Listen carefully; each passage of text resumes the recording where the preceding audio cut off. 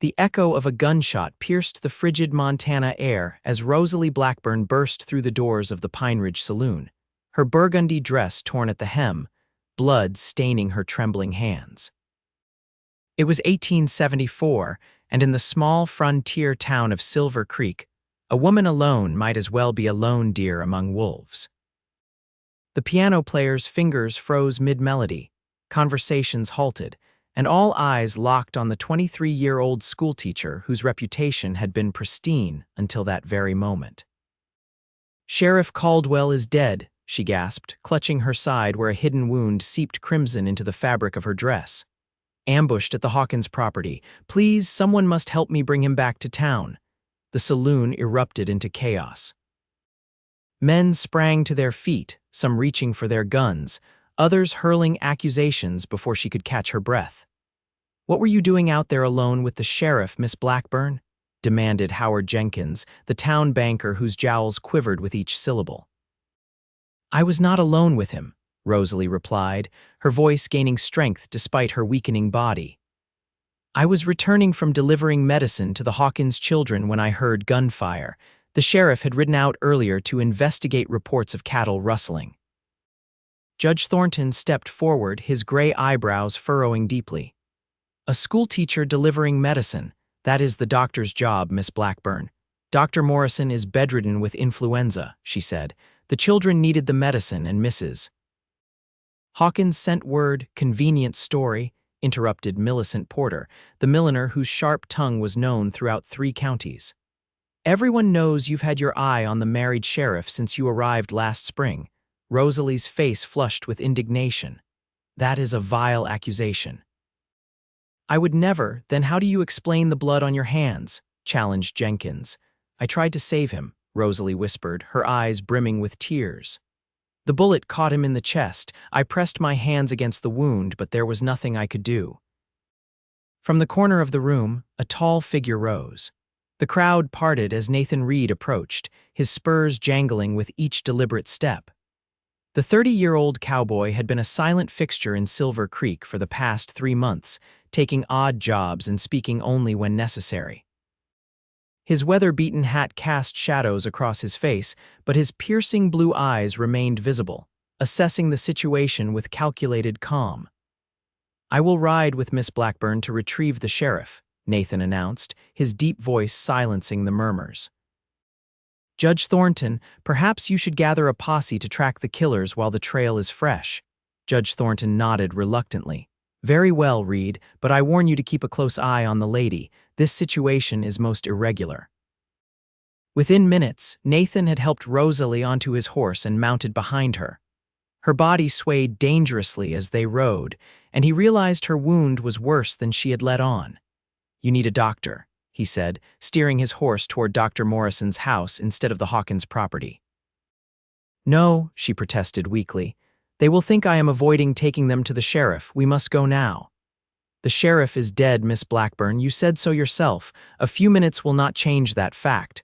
But my reputation will suffer more if you bleed to death," he countered firmly.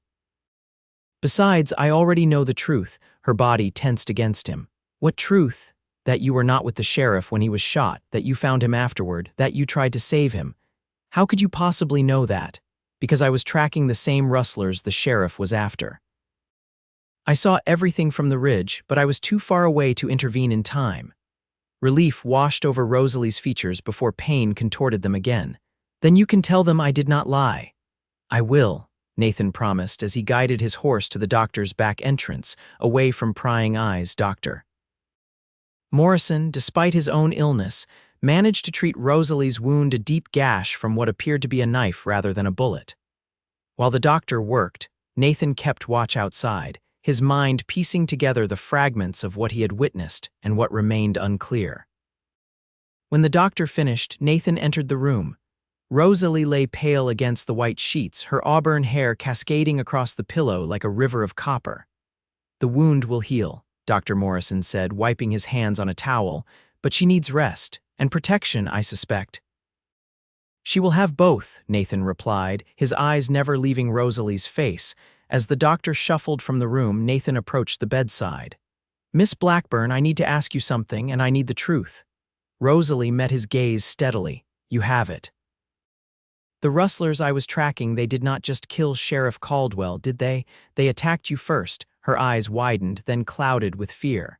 How did you, the knife wound? Not typical of rustlers who prefer to shoot and run. He leaned closer, lowering his voice. Those men were not just after cattle, were they? A tear slipped down her cheek. No, they wanted something else, something the sheriff was investigating before his death. What? Rosalie hesitated, then whispered, evidence of a counterfeiting operation. Sheriff Caldwell believed someone in Silver Creek was printing false banknotes. He had asked me to help because I recognized the peculiar ink stains on a bill given to me as change at the general store. As a schoolteacher, I work with many types of ink. Nathan nodded slowly. And the rustling. A cover, he suspected, to move the counterfeit money out of town with legitimate business transactions. Why did you not tell everyone this at the saloon? Rosalie's fingers clutched at the bedsheet. Because the sheriff swore me to secrecy. He feared the counterfeiter had allies in town. Powerful allies, and now that he is dead. You fear you will be next, Nathan finished for her. Not just that. I fear no one will believe me. Already they think I am a liar, possibly even the sheriff's murderer or accomplice. Nathan stood, adjusting his gun belt with practiced ease. Rest now. I will retrieve the sheriff's body with Judge Thornton's posse and see what evidence I can find. Then we will decide our next move.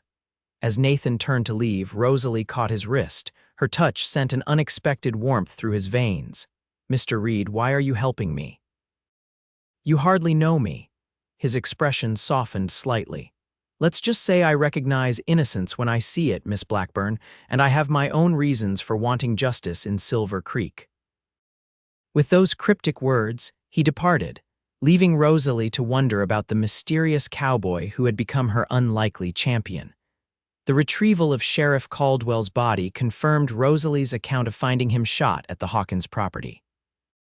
The tracks around the scene told of multiple riders, supporting her claim of ambush rather than a personal dispute. Still, suspicions ran high in Silver Creek, especially when Judge Thornton ordered an inquest into the sheriff's death.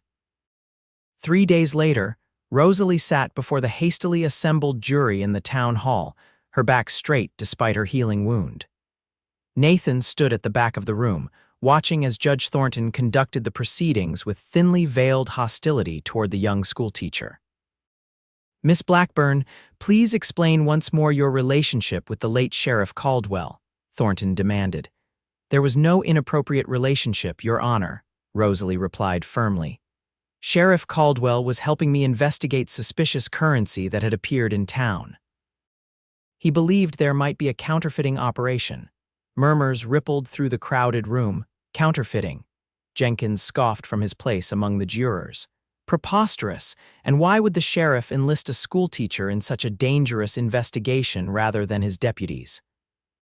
Because she has knowledge of inks, Nathan called from the back, stepping forward despite protocol. And because the sheriff suspected someone in a position of authority might be involved, Judge Thornton banged his gavel. Mr. Reid, you will remain silent unless called upon to testify. Then call me to testify, Nathan challenged, striding to the front of the room. I was tracking the same group of men the sheriff was investigating. I witnessed the ambush from a distance. Yet conveniently arrived too late to help, Jenkins noted skeptically. I fired several shots at the attackers before they fled, Nathan countered. Check the ridge south of the Hawkins property. You will find spent cartridges from my Winchester. Judge Thornton adjusted his spectacles. Mr. Reid, are you suggesting that Miss Blackburn's story about a counterfeiting operation is true? I am stating it as fact, Nathan replied, his voice unwavering. And I believe the evidence is hidden somewhere in this town, possibly by someone in this very room. The accusation hung in the air like gunsmoke. Rosalie watched as faces throughout the room registered varying degrees of shock, anger, and most telling fear. That is a serious allegation, Thornton warned. Murder is a serious crime, Nathan replied evenly. As is counterfeiting United States currency. Thornton cleared his throat. Do you have any proof of these claims? Not yet, Nathan admitted, but I intend to find it. In the meantime, I suggest this inquest focus on the facts at hand that Sheriff Caldwell was murdered by multiple assailants, just as Miss Blackburn reported. The proceedings continued tensely, with Nathan's unexpected testimony shifting the focus away from Rosalie's alleged lies and toward the possibility of a criminal conspiracy in Silver Creek. Though many remained skeptical, enough doubt had been introduced to prevent any formal charges against her. As they left the town hall, Rosalie hurried to catch up with Nathan, who was already heading toward the livery. "Mr. Reid," she called, "I want to thank you for speaking up." He slowed his pace to allow her alongside him. "I only spoke the truth." Nevertheless, few in this town would have done so on my behalf. She studied his profile, noting the scar that ran along his jawline. "You mentioned having your own reasons for wanting justice. What did you mean by that?" Nathan's expression darkened. "That is a conversation for another time, Miss Blackburn." "When?" "Tonight. Meet me at Dr. Morrison's office after dark. I have something to show you." Before she could question him further, Nathan quickened his stride, leaving her standing alone in the dusty street, more intrigued than ever by the taciturn cowboy. That evening, Rosalie slipped out of her small house behind the schoolhouse and made her way through the shadows to Dr. Morrison's office.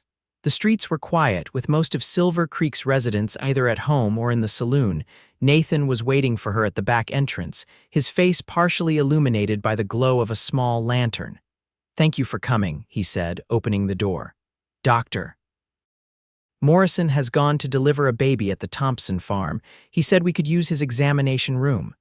Rosalie hesitated at the threshold. "Mr. Reid, while I am grateful for your help, meeting a man alone at night is hardly proper." A ghost of a smile crossed his lips. "Miss Blackburn, I believe propriety is the least of your concerns right now, but if it helps, the doctor's housekeeper is upstairs and knows we are here." Reassured, Rosalie entered the office. Nathan closed the door behind them and set the lantern on a table. "You said you had something to show me," she prompted. Nathan nodded, then began to unbutton his shirt. Rosalie gasped, turning away quickly. "Mr. Reid, what are you doing?" "Showing you why I believe your story," he replied calmly. "Please look." Reluctantly, Rosalie turned back. Nathan had removed his shirt, revealing a torso mapped with scars, some old and faded, others still pink with healing. But what caught her attention was a distinctive pattern of burn marks across his right shoulder and chest. "These are not ordinary injuries," she observed, medical curiosity temporarily overriding her embarrassment. "No," Nathan agreed. "They were deliberate. Punishment for interfering with a counterfeiting operation in Kansas 2 years ago." Understanding dawned in Rosalie's eyes. "You were not just tracking rustlers. You have been hunting counterfeiters all along." "Not just any counterfeiters," Nathan said grimly, rebuttoning his shirt. "The same gang that did this to me. I have been trailing them for 18 months across 3 territories." "The leader calls himself Silas Blackwood." "Blackwood," Rosalie repeated, the name unfamiliar yet sinister on her tongue.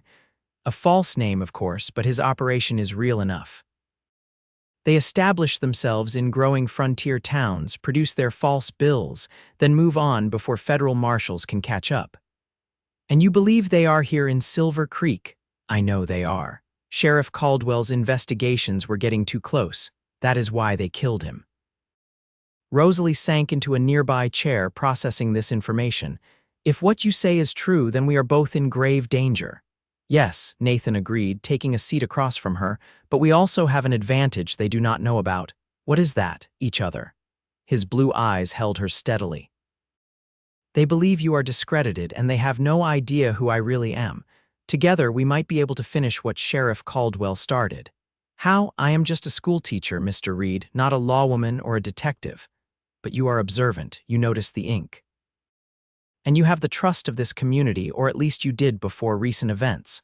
Rosalie laughed bitterly. "Trust, did you not hear them today? They think I am either a liar or worse." "Some do," Nathan conceded, "but others are merely confused, waiting to see where the truth lies. If we can expose the counterfeiting operation and the real killers, your name will be cleared. And you will have your revenge," she added softly. Something flickered in Nathan's eyes, pain, perhaps, or determination. "Justice, Miss Blackburn, not revenge." Is there a difference when the wounds run so deep? She gestured to where his scars lay hidden beneath his shirt. Nathan was silent for a moment. Perhaps not, but I prefer to think so. Their conversation was interrupted by a noise outside, the unmistakable sound of approaching footsteps.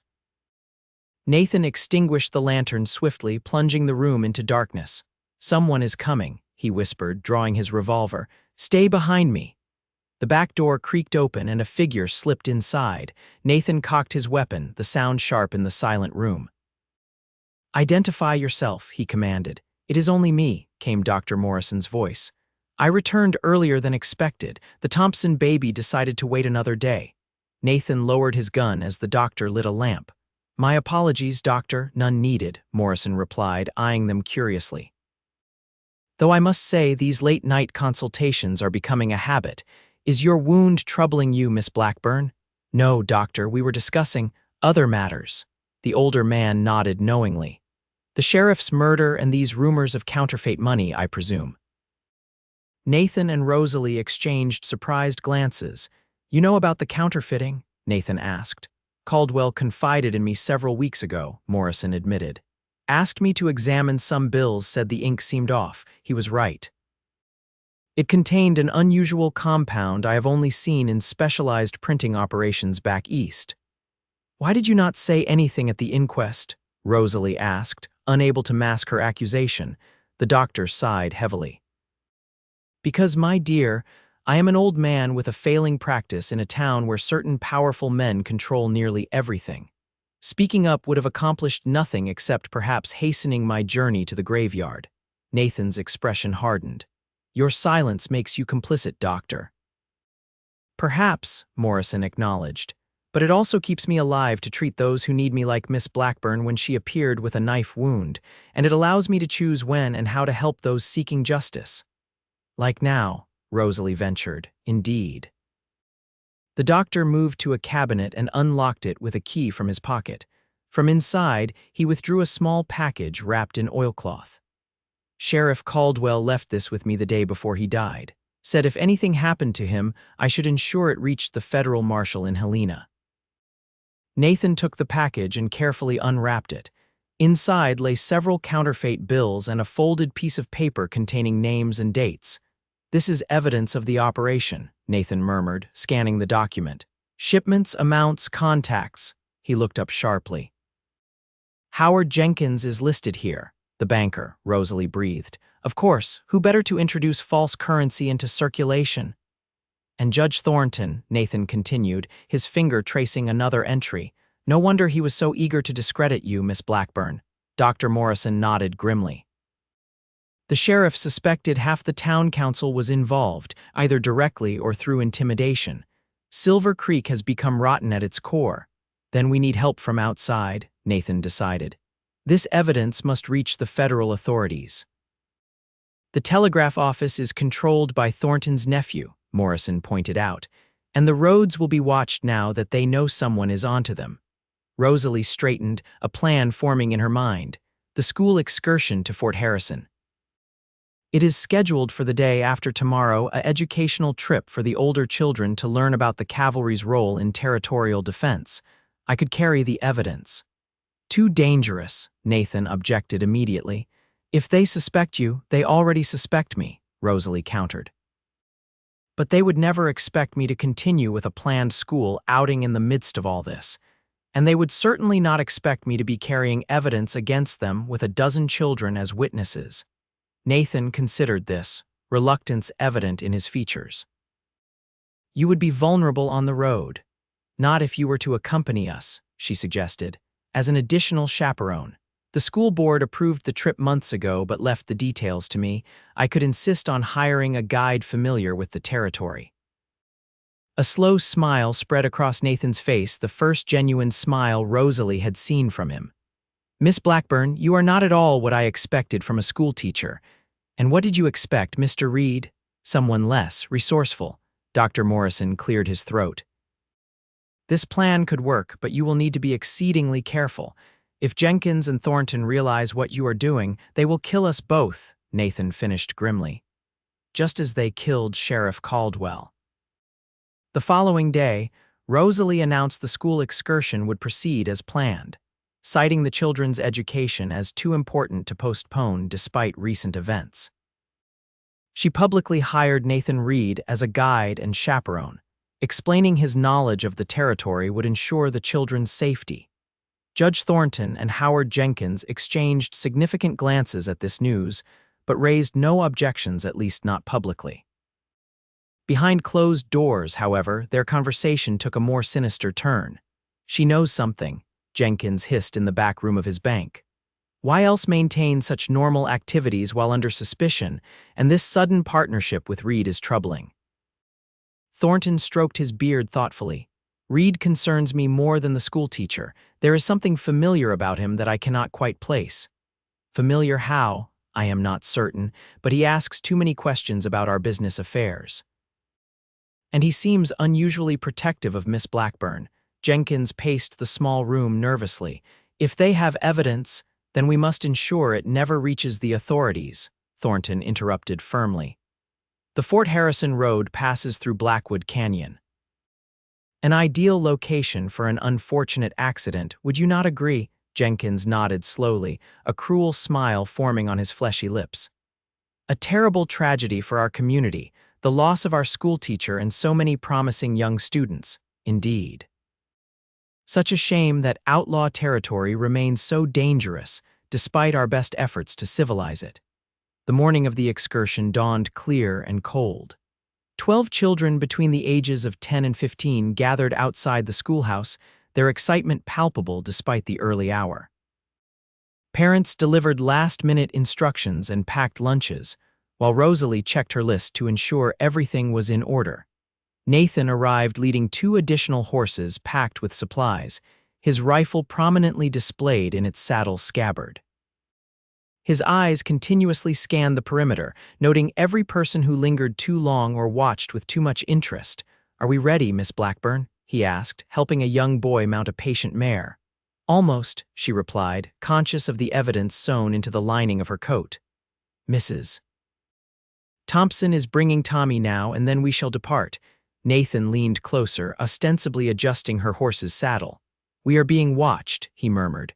"The man by the general store and another on the balcony of the hotel. Thornton's men, most likely.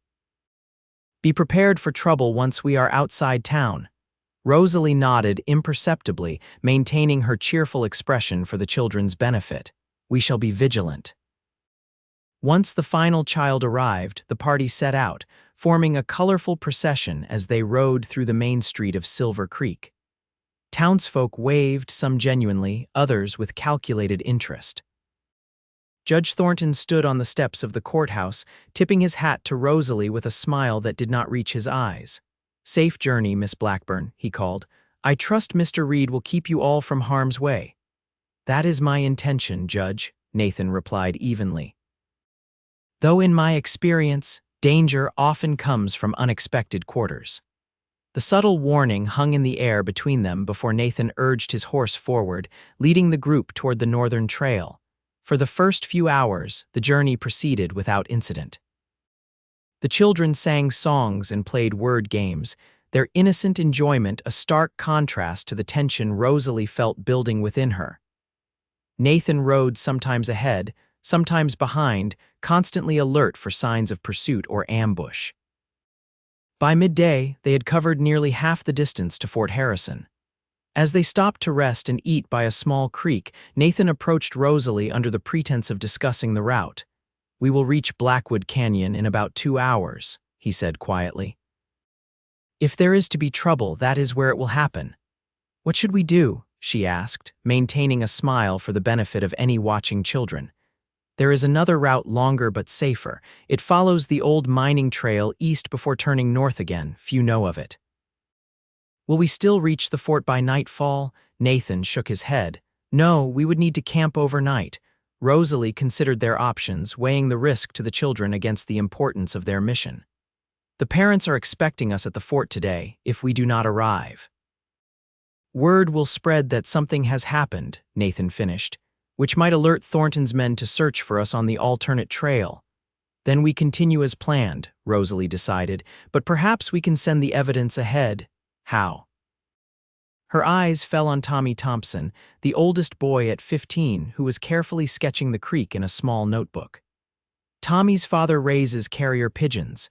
He might have brought one, as he often does for his nature excursions. Nathan raised an eyebrow, impressed once again by her quick thinking. Worth asking, though we would need to simplify the message considerably. Discreetly, Rosalie approached Tommy, engaging him in conversation about his drawing before casually inquiring about his pigeon. The boy's face lit up. "Yes, madam, I brought Artemis. She can fly all the way to Fort Harrison. Father trained her specially for the soldiers there. Captain Wilson uses our birds sometimes for messages." "How fortunate," Rosalie smiled. "Might I borrow her for a special task? It is a surprise for the captain." Tommy readily agreed, retrieving a small wicker cage from his saddlebag. Inside, a sleek gray pigeon cooed softly, with Nathan keeping watch. Rosalie quickly penned a brief message. "Counterfeit evidence en route. Danger expected at Blackwood Canyon. Schoolteacher Blackburn and Reid." She attached it along with one of the counterfeit bills to the bird's leg, and Tommy released Artemis with explicit instructions to fly to Captain Wilson.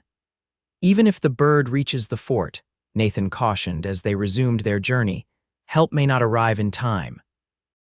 "Then we must be prepared to defend ourselves," Rosalie replied with more confidence than she felt. As they approached Blackwood Canyon, the landscape grew increasingly rugged. Towering rock formations created natural choke points along the trail, while dense pine forests provided ample cover for anyone wishing to remain hidden. Nathan called for the group to close ranks, positioning himself at the front and instructing Tommy, who had proven himself responsible, to bring up the rear. Rosalie rode in the middle, surrounded by the younger children. "Listen carefully," Nathan addressed the group. "This canyon can be dangerous. Stay close together, no wandering off. If I give the signal to ride hard, you do so without question." "Understood." The children nodded solemnly, sensing the shift in atmosphere despite Nathan's casual tone. They had penetrated only a quarter-mile into the canyon when Nathan spotted the first sign of trouble: fresh hoof prints diverging from the main trail to higher ground. "They are already here," he murmured to Rosalie as he fell back to ride alongside her. "At least 4 men, possibly more." "The children," she whispered, fear clutching at her heart. "We will protect them," Nathan promised, his hand moving to his revolver. The attack, when it came, was swift and coordinated. Gunfire erupted from the rocks above, deliberately aimed high, a warning rather than an attempt to kill. The children screamed as their horses reared and bucked, creating instant chaos. "Take cover," Nathan shouted, firing back at the unseen assailants while simultaneously herding the children toward a cluster of boulders. Rosalie acted instantly, dismounting and pulling 2 young girls behind the protective stones. "Stay down," she commanded, then turned to help others. From the ridge appeared Howard Jenkins and 3 armed men Rosalie recognized as frequenters of the Silver Creek Saloon. Their faces were partially covered, but their intentions were unmistakable. "Hand over whatever evidence you are carrying, Miss Blackburn," Jenkins called down. "Do so, and perhaps we will be lenient." "There are children here, Jenkins," Nathan shouted back, his rifle aimed steadily at the banker.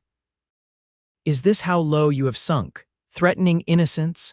"Accidents happen in these parts," one of Jenkins' men replied with a cruel laugh. "Especially to those who meddle in affairs that do not concern them." As they spoke, Nathan noticed movement to their west, another group approaching through the trees. He prepared to defend against this new threat when he realized the newcomers were not reinforcements for Jenkins but cavalry soldiers from Fort Harrison, led by a grim-faced Captain Wilson.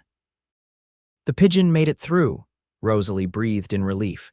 Taking advantage of Jenkins' distraction, Nathan fired a precise shot that struck the banker's hat, sending it flying from his head. The shock of the near miss caused Jenkins to lose his balance and tumble painfully down the rocky slope. The sudden arrival of the cavalry and Jenkins' undignified fall changed the dynamic instantly. His hired guns, seeing themselves outnumbered, surrendered without further resistance. Captain Wilson quickly secured the prisoners while his men tended to the frightened children. "Your message arrived just in time, Miss Blackburn," he said. though I confess I was surprised to receive intelligence from a schoolteacher via carrier pigeon. Desperate times call for creative solutions, Captain, she replied, the tension of the past days finally easing from her shoulders. Nathan approached, holstering his weapon. Jenkins will implicate Judge Thornton and the others. With the evidence we have, the federal authorities can dismantle the entire operation. Wilson nodded. We have suspected criminal activity in Silver Creek for some time but lacked proof. The counterfeit bill you sent will be enough to bring in federal marshals. As the immediate danger passed, Rosalie found herself standing beside Nathan, watching the soldiers prepare to escort them safely to Fort Harrison. It seems we have succeeded, she said softly. We have, Nathan agreed. Though there is still much to do. What happens now? For you, I mean, Nathan gazed toward the horizon, his expression unreadable. For 2 years, hunting these men has been my only purpose. I am not sure what comes next. You could stay, Rosalie suggested, surprising herself with the hope that colored her voice. Silver Creek will need rebuilding after this corruption is rooted out. Good men will be essential to that process. Nathan turned to her, something new flickering in his eyes. Is that what you think I am, a good man? I think you are a man who has suffered greatly yet still fights for justice rather than mere vengeance. That seems the definition of goodness to me. He studied her face for a long moment. And you, Miss Blackburn? Will you remain in Silver Creek after your name is cleared? I love teaching, she replied simply. And these children need stability now more than ever. The journey to Fort Harrison continued without further incident. The children, recovering quickly as only the young can, were soon chattering excitedly about their adventure, already transforming the frightening experience into a tale of heroism and daring. Watching them, Nathan realized how close they had come to tragedy, and how Rosalie's quick thinking and courage had saved not only the evidence but potentially their lives. She rode with her back straight despite her still healing wound, answering the children's questions with patience and reassurance. Something stirred within him, an emotion he had not permitted himself since the day he received his scars. It was more than admiration, deeper than respect. It was the recognition of a kindred spirit who, like him, carried hidden wounds yet refused to be defined by them. For the first time in 2 years, Nathan Reid began to consider a future beyond his quest for justice. A future that, perhaps, might include a certain auburn-haired schoolteacher whose strength matched his own. 3 months later, Silver Creek had undergone a transformation. The federal investigation had revealed the full extent of the counterfeiting operation, leading to multiple arrests including Judge Thornton, Howard Jenkins, and several town officials. New elections had been held, bringing honest leadership to the previously corrupted town. Rosalie had been fully exonerated, her reputation not merely restored but enhanced by her courage in exposing the criminal conspiracy. The schoolhouse, now expanded with a new wing funded by government reparations, buzzed with activity as children eagerly attended classes with their beloved teacher. And Nathan Reid, having testified at the trials in Helena, had made the surprising decision to accept the vacant position of Sheriff of Silver Creek. His office, once occupied by the murdered Sheriff Caldwell, had become a symbol of the town's commitment to law and order. On a crisp autumn evening, Nathan closed the sheriff's office and walked the short distance to the schoolhouse. Classes had ended hours ago, but light still glowed from within as Rosalie prepared lessons for the following day. He knocked softly on the door, removing his hat as she looked up from her desk. "Sheriff Reid," she greeted him with a warm smile. "What brings you by so late?" "I wanted to show you something," he replied, entering the classroom that smelled of chalk, dust, and freshly polished wood. "Another criminal conspiracy?" she teased. "I thought we had our fill of those." "Nothing so dramatic," he assured her, pulling a letter from his pocket. "This arrived today from the territorial governor. It officially commends you for your bravery and service to justice." Rosalie accepted the letter, her eyes scanning its contents. "It mentions you as well, quite prominently. We make a good team, it seems." "We do," she agreed, setting the letter aside, "though our adventures have been considerably less dangerous lately." Nathan moved closer, his usual reserve softening. I have been thinking about that day in the canyon, about how quickly life can change or end, a sobering thought. It has made me reconsider many things, he continued, including my reluctance to form attachments. Rosalie's breath caught as she recognized the shift in his demeanor. And what conclusions have you reached, Sheriff? Instead of answering immediately, Nathan unbuttoned the top of his shirt, revealing the uppermost edges of his scars, the evidence of his past suffering that he had previously shown only to her. For too long, I have hidden these marks, ashamed of my failure to stop these men sooner. I thought them a reminder of weakness. They are nothing of the sort, Rosalie said firmly. They are proof of your courage and resilience. That is what you helped me see, he acknowledged. Just as you showed me that your own scars, both visible and invisible, have only made you stronger. Moving with deliberate care, Nathan reached for her hand. Rosalie, I came to Silver Creek hunting criminals, but I found something I never expected. And what was that? She asked softly, though her eyes suggested she already knew the answer, a future worth living for, a reason to stop running. He paused, gathering his courage. If you would consider it, I would like to court you properly, with the community's knowledge and blessing. Joy bloomed across Rosalie's features. I would consider it most favorably, Nathan. He leaned forward slowly, giving her time to withdraw if she wished. Instead, she met him halfway, their lips touching in a kiss that held the promise of healing for them both. When they finally parted, Nathan rested his forehead against hers. The scars we carry need not define us, he murmured. Perhaps together we can help each other remember that. Together, Rosalie agreed, her hand finding his. I think I would like that very much. As the last light of day faded beyond the schoolhouse windows, two souls who had known pain and perseverance found in each other the strength to build a new beginning, one where truth prevailed over lies, courage conquered fear, and love healed even the deepest wounds.